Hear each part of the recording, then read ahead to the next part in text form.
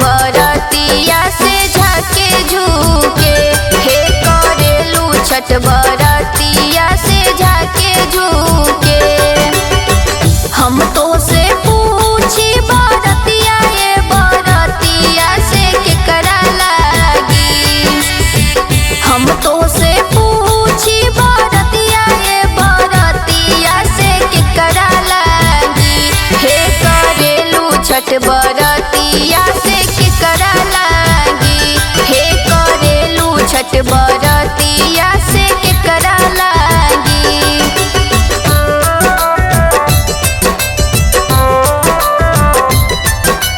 बोला बोला छठी मैया की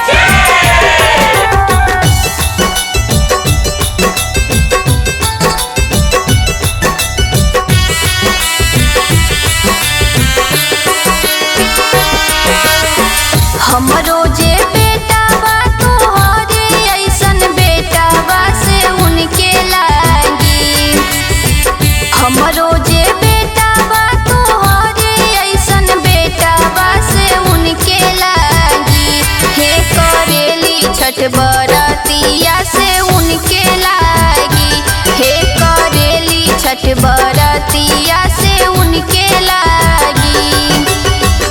अमरुद के पात पर उगिले सूरज मल झाके झुके, अमरुद के पात पर उगिले सूरज मल झाके झुके, हे करेलू छठ बरतिया से झाके झुके, हे करेलू छठ बरतिया से झाके झुके।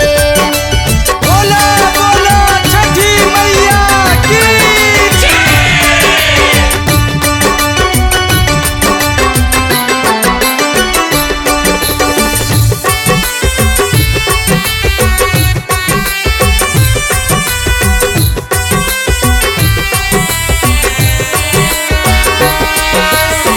हम तो से पूछी बरतिया ये बरतिया से केकरा लागी, हम तो से पूछी बरतिया ये बरतिया से केकरा लागी, हे करेलू छठ बरतिया से केकरा लागी, हे करेलू छठ बरतिया से केकरा लागी।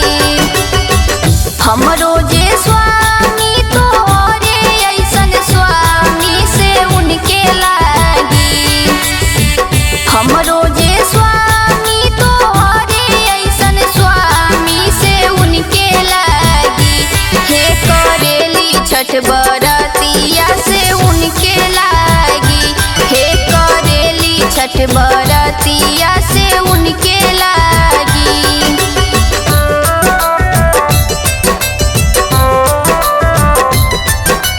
बोला बोला छठी मैया की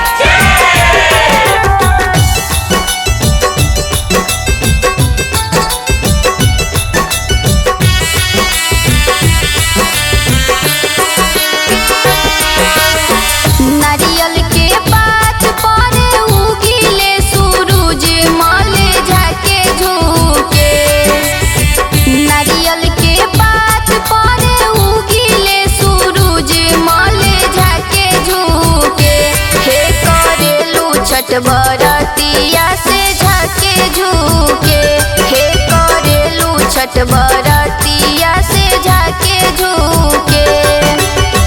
हम तो से पूछी बरतिया ये बरतिया से केकरा लागी, हम तो से पूछी बरतिया ये बरतिया से केकरा लागी, हे करेलू छठ बरतिया से केकरा लागी, हे करेलू छठ बरतिया से केकरा लागी।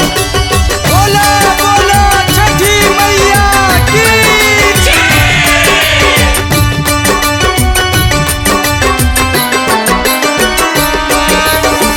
हमरो जे बेटी तोहरे ऐसन बेटी से उनके लागी, हमरो जे बेटी तोहरे ऐसन बेटी